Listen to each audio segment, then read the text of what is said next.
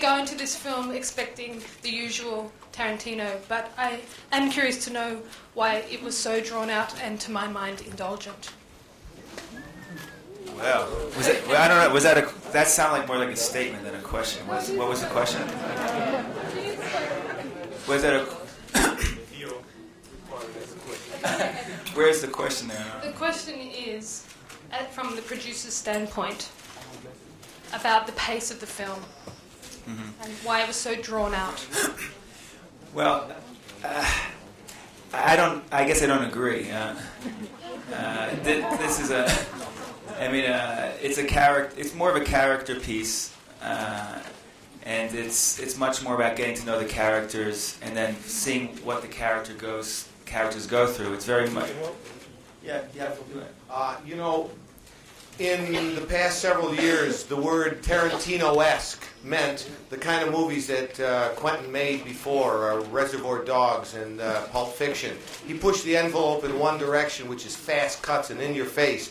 This makes Tarantino-esque another thing. He brings the envelope, pushes it in the opposite direction, goes back to old-fashioned movie making, slows down the pace, gets right into the characters, and resurrects one of the favorite old-fashioned movie shots of all time, and that's the two-shot, where two guys stand in the shot and work. Sam, and in the beginning of this picture, there's a whole sequence where Sam and Chris do just nothing but 3 two-shots, a long scene, long sequence, in which we just take our time with the actors. So the word Tarantino-esque will now mean something that it hasn't meant in the past, and that means slow the thing down and get into our characters and watch a nicely developed movie. And this is also a film about people over 40, which you're not.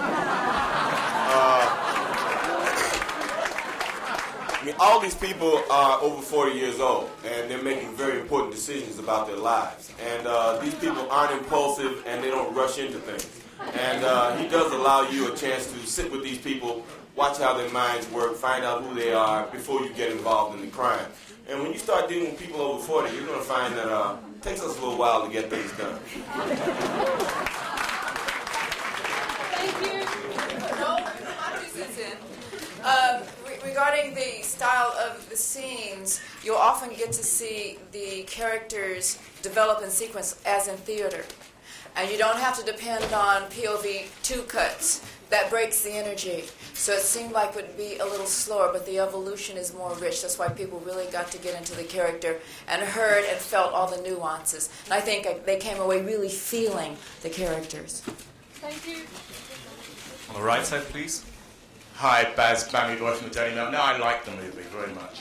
And congratulations, Mr. Forster, on your Academy Award nomination. Now, I just want to preface my point, a question here on some comments Spike Lee's been making. Now, I have no problem with the use of the word nigger in your film, but Spike Lee does. Can you explain to us why you think Mr. Spike Lee has such a problem, and should he get out more, or what?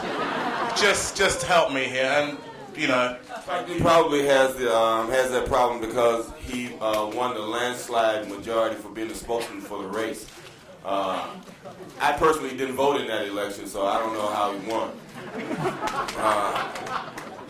So that's a Spike Lee problem. That's a very small problem.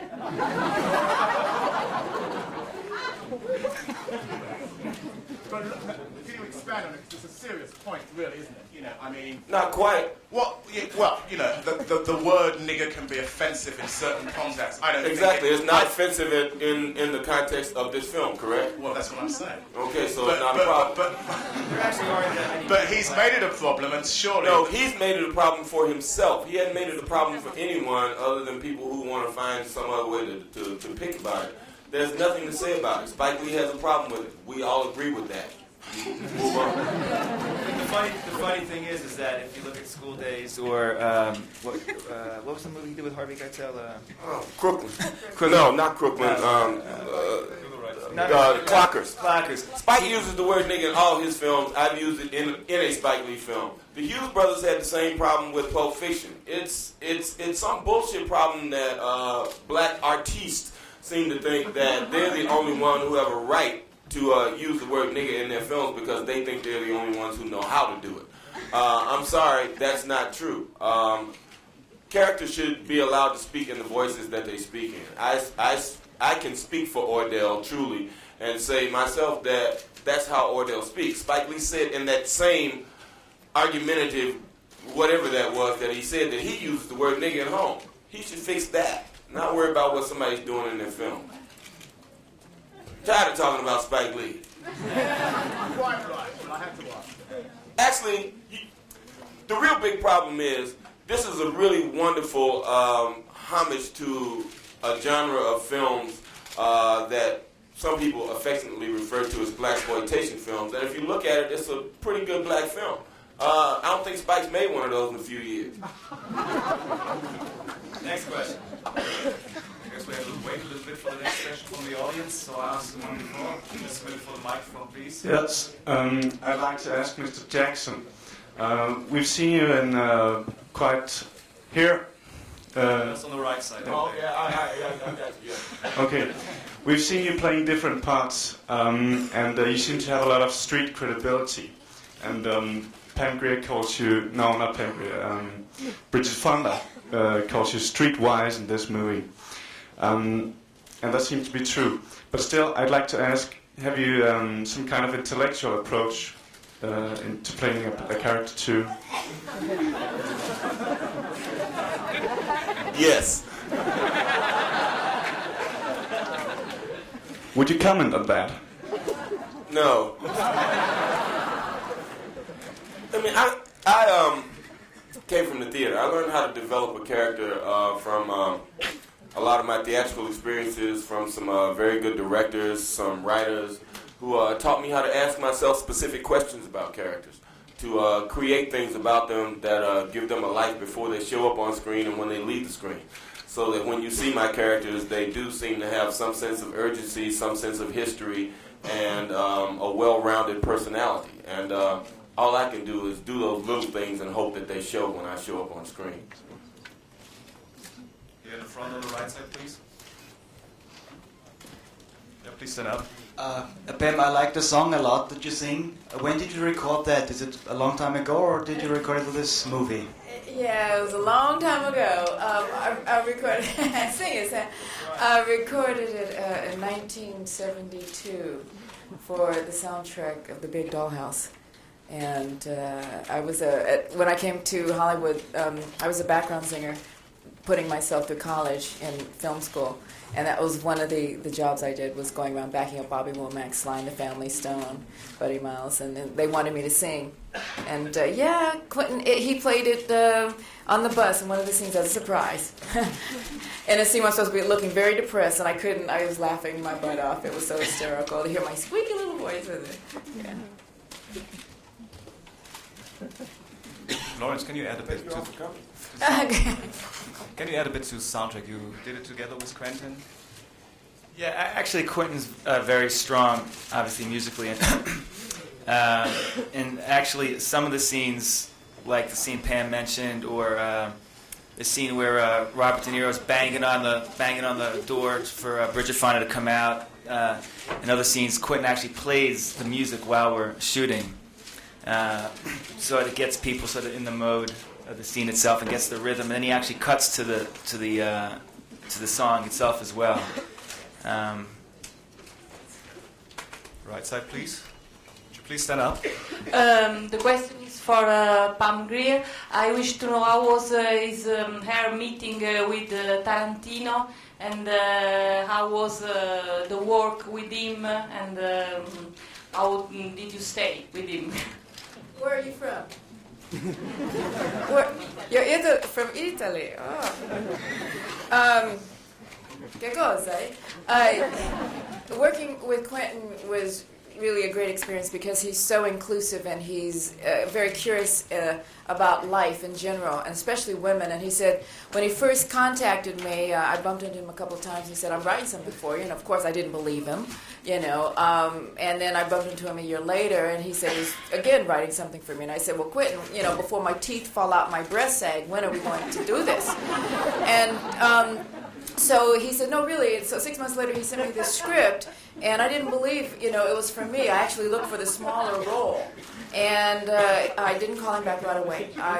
And so I said, hey, when I did call him, you did a great job in translating, the script from the novel. And he said, well, good, I'm glad you like it because you're Jackie Brown. And I still didn't believe it. And it was, he said, well, there's one thing I don't know is about, a woman in her 40s, and this is the first time it's not done, and, I really, will watch your back. And I said, well, you'll need to, because there are times where I may want to hide, where I may feel that I'm going to be, I'll feel very insecure, and I'll need that support from you. So he said, if, I said, you watch my back, and he said, I'll watch yours. And I felt he had a lot of humility, and if he made mistakes, he'd listen, to correction. So we got along pretty well. On the right side, please. Just back in the corner. A question for Miss Grier. I'd like to understand more about Jackie Brown, but to me she's rather mysterious and like she's having a secret. Would you comment on your role? Because it's an interesting role for me. I come from Sweden. Well, she does have you come from Sweden, yeah? So you pick up on that mystery, huh? Yeah. Well, I'm Swedish too, yeah. Well, Jackie, her mystery is a lot of pain that she's been going through in life, and the story is revealed, and that's a part of Quentin's telling of the story. He didn't want to just let everyone understand it and let it be obvious. He wanted everyone to enjoy the mystery and solve the puzzle along with Jackie. So that was the best part about telling the stories. You never knew where you're going to go until you landed, and then there was a new revelation and new people and new things happening, which made it very exciting. So Jackie, the only mystery about her is basically she doesn't want to reveal all her cards, nor does she want to, put her heart on the table again because she's been hurt so many times. But that's a good part of telling the story and let everyone, use their imaginations as to what Jackie is about, where she's been, and just reveal in action instead of just obvious, dialogue, which Quentin loves to write about. But we didn't want to be really obvious, let people just kind of dream about her and think about her, especially when Robert sees her for the first time. You have the music and the kind of his expression on his face as to like what he's thinking of. He doesn't say what he's thinking of. You get to kind of feel it. That's what I enjoyed about the story. You get to feel the characters. And they even thought that Sam and I at one point, Ordell and Jackie, were having something, some type of thing going on, the way they were having their little fight on the balcony. So, yeah, there could be a little man-woman mystery, a sexual innuendo, sexual feelings and things going on. No. So move your heads to the left, please. Hey guys, nice movie. Question to Robert Forster. What happened to you since American Perfect, and how did you get the role in Jackie Brown? Well, American Perfect was made a year and a half ago by a young filmmaker, Paul Chart, very talented guy. I hadn't done a good picture for 15 or 20 years, and this guy, Paul Chart, handed me a really good picture. Before that American Perfect could be released, Quentin got a hold of me, and he had threatened to use me for some years. And like Pam, when I read Jackie Brown, I could hardly believe that he was handing me the role of Max Cherry. I had to read it carefully, make sure there wasn't some small character that I was in there to look for. But having done Jackie Brown, will now probably get a release for American Perfect, so you can see that Quentin Tarantino's actions pay dividends for everybody all over the place. This guy is a good guy. He handed me a gift the size that cannot be exaggerated, and other people as well. Yeah, I hope for a release of American Perfect. I saw it in the Hamburg Movie Festival. It was a great performance by you.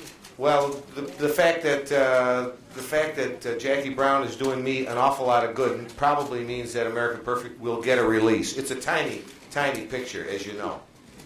Right side, please. Thanks. Thanks. Just to follow up to what that last point was, Mr. Forster, Baz Family Boy.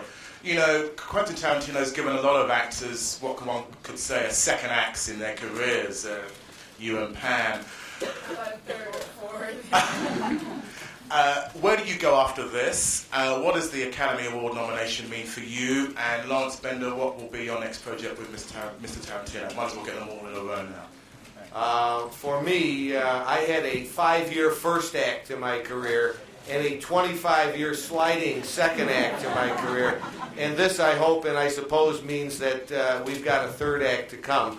And since the nomination, things have gone from 0 to 100, and it's still moving fast. So, many thanks. Lawrence. Well, Quentin's on stage right now, so he's not really thinking about his next project. But Sam and I just made a deal for our next picture for Quentin. So. Whatever it is. Yeah. So we don't really. It's sort of not. Well, we can't talk about it. Straight on the left side, please. This film only did $38 million in the first 8 weeks in the U.S. Is that disappointing, or do you think the U.S. audiences want more violence? And do you think this film will do better in Europe? Are the Europeans better suited for a Quentin Tarantino film with a little bit less violence? I think that it's... Well, first of all, we're not really disappointed. I mean, it's a $12 million movie, and I think it's a pretty respectable amount of money. It's just that Pulp Fiction was such a huge phenomenon. But I think that's a pretty respectable number. In terms of Europe, I think Europeans are not quite they don't quite have to watch a movie that has a cut every half a second, and they're used to seeing movies about characters and people. So I have a feeling it'll do better here as well. In the middle, please. Miss Grier? This movie is called Jackie Brown, and you are an icon. You are not Jackie Brown. You're Foxy Brown. And as for me, I expected a movie which goes far back to the early 70s and has more action in it. Has more like all these blaxploitation movies had it.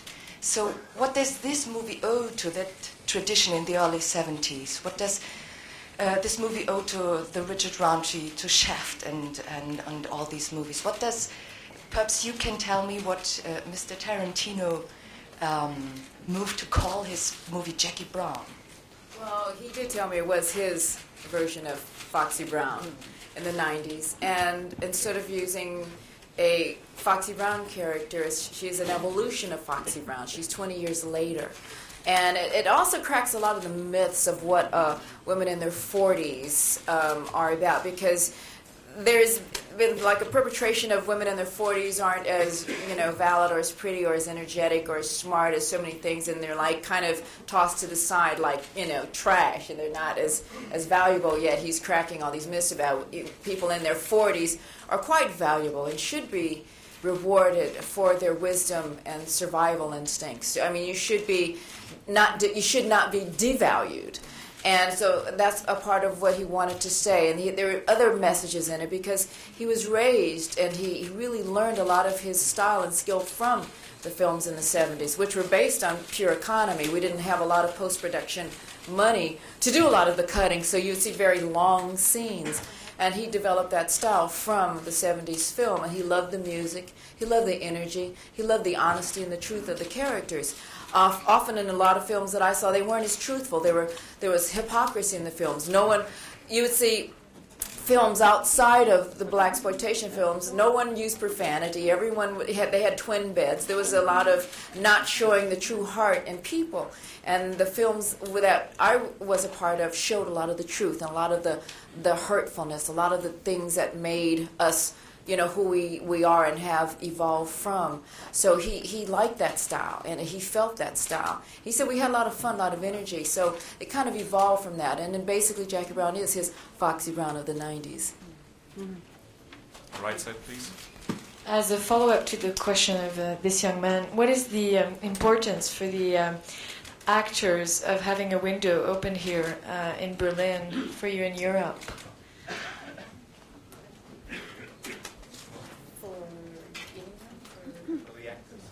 For the actors. Could you repeat that question, please? Sure. What's the importance for you, for your careers? I mean, to have this open window here in Berlin, of being here, of being more seen in Europe, basically. Well, for me, I think the audiences get a chance to see African American women in a lead role, which is not as frequent. I think you have Whoopi Goldberg and possibly Oprah Winfrey coming up, but there's not a lot of roles written for African American women, and if you do get one, it's supporting it, maybe even more, and obscure. So for me, it's an opportunity for Europe to see my work, and I only do a film every 20 years, so it's kind of great that you see me for the next 20 years. So and to work with Quentin, and being in a man's genre, because basically it's kind of his style, his world, and you get to play with him. So it's nice before I start doing a lot more women's roles. Yeah. Hi, this is to all the actors. Can you tell us what your next projects will be? What's your next project? Who? Everyone of you. Oh, anybody. I got an next project. The guy Paul Chart that wrote American Perfect has written a picture called Great Sex. There's not a whole lot of sex in it, I hasten to add, but it's called Great Sex, and he'll shoot it in July. I like the title. I actually don't have a job. He took all of them from everybody else last year. He's got about 5 films coming out, huh? Yeah, I have a lot of films coming out, but I don't have a job, so if anyone here has a script. Get him in the bag. I have been just incredibly fortunate where I have several to make, but I'm going to say, but the only man I work with is Samuel L.Jackson, so Robert If anybody Forster. here has a script, I've been fortunate. I've got a lot of really different films being offered me. I'm getting to meet interesting filmmakers. They'll probably be very low budget, but Foxy Star Wars. Hey, I'll take it. But I really don't know the roles that I'm looking at. I hope I can and feel something with the directors and feel that they'll allow me to do my best work. It'll be an experience because these are roles that these are all the people I've always wanted to work with. So we'll see. Just give me like 3-4 more weeks to make a decision. Really? Yeah, babe. Yeah. Hey. Last couple of weeks. But these are the roles you turned down. Everything he turned down, they're coming towards me. Robert, did you get any of them? Sam, you can't play. They go to him first. They go to him first, and then, well, And then they go to you. yeah, we'll just change the gender, But They keep the gender, but Sam thinks he can play anything, even women. He can. I already played a guy in a movie in The Escape, so I might have to do it again. I don't know. Straight on the right side, please. I have a question for Mr. Jackson. I'm curious about your dialogue. How close is it to the script, and how much is you just improvising?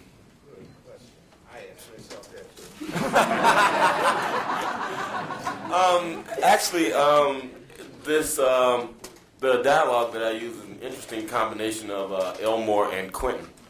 Not very much Sam.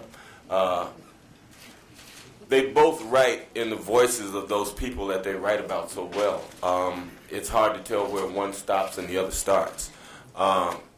There were very few things that got thrown into the script during the rehearsal process. Most of it was there on the page as usual. 98% of it was already there. Occasionally we would juxtapose some things, or I might want to change a phrase because I thought that was something that would sound more credible coming out of Ordell's mouth. And Quentin graciously would shoot it both ways, and I was pleasantly surprised when I got to the film to say, oh, he kept my version. So sometimes it works out, but 98% of it's on the page. Here on the left side, please. Hello, I have a question for Mr. Jackson. You're one of the biggest black stars right now. Are you satisfied with the kind of roles that people offer you? It's either, to you or any other black artist, it's either bad guy or very good guy. Do black artists have equal treatment in Hollywood right now? What's your opinion? Thank you. Do everybody say black star? Yeah, black star. Yeah, can I just say one thing? When I was trying to get this movie made called Fresh, actually, that Sam was in, and I'd be taking the script around in different places, and they go, we already have our black movie. I go, well, do you already have your white movie? So I don't hear you saying that. So it's this kind of weird kind of thing in Hollywood. It's a black and white thing. Well, see, I don't look at myself as one of the top black stars. I'm kind of like in the middle of that black A-list when it comes down to things. And the only, I guess, African-American person in Hollywood who's basically colorless is Will Smith. He's green. When you get to it. So you have Will Smith, Denzel, Wesley. Then you have the rest of us. I have an interesting creative team, and they don't go out and look for scripts that are race specific. They just bring me stories, and I read them, and I choose. What? I read them, and I choose characters, and I get to make those choices. They're not all bad. They're not all good. I think they're just people. I couldn't think of Trevor Garfield in 187 as being all good or all bad. He's just a person who has a human dilemma. And I try and look at all those characters that way. Hollywood doesn't have a lot of problems with a lot of things that, they have a problem with things that don't make money. A lot of times I have to go in and convince people that they'd have an interesting story with me in it. Sometimes that works, sometimes that doesn't. But that's always been part of my job as an actor, even during the audition process. Now that I'm able to make choices, I just seem to make choices that still seem to put me in situations. All the things that come to me aren't things that are offered to me. They're just things I have an opportunity to read. On the right side, please. Yes, hi. I'm Jane Kellard with IFF Magazine, and I'd like to know if there are plans, since we all have fallen in love with this character, for a sequel, or to follow up and see where she goes or what she does after. Lawrence, possibly? No sequels. Jackie Brown does Europe. Jackie Brown 2. No, there's no Jackie Brown sequel. Here on the left, please, in the middle. First part of the question to Mr. Bender. How big was the influence by Mr. Leonard during the shooting, and has he been hanging around on the set? Dutch, as we call him, actually came by a few times. It was kind of like having the Holy Grail appear on the set. It was everyone would just kind of go, "Wow, man, there's Elmer Leonard." And then after a while, we got used to him, and it was just the fact he's actually a human being, and he's like, how old is he? 70 something, and he looks like he's about 50. But in terms of influence. Pretty much what Quentin did was he took the book and took the essence and the spirit and the soul of the book and adapted it. It's quite funny. One of the stories is that Quentin took quite a while to call him and tell him a couple changes that he made. One, that he changed the name. 2, that he changed the location from Miami to South Bay. 3, that he changed Jackie Burke to Jackie Brown. And so he called Dutch up. And somehow, I don't know how, he already got all the information. So he said, Quentin, so you're worried about calling me about the title, Jackie Brown, and the location. Don't worry about it, man. And he loved the script. So from there on, it's pretty much Quentin's, Quentin wrote it and directed it and just took and incorporated the soul and the essence of the book.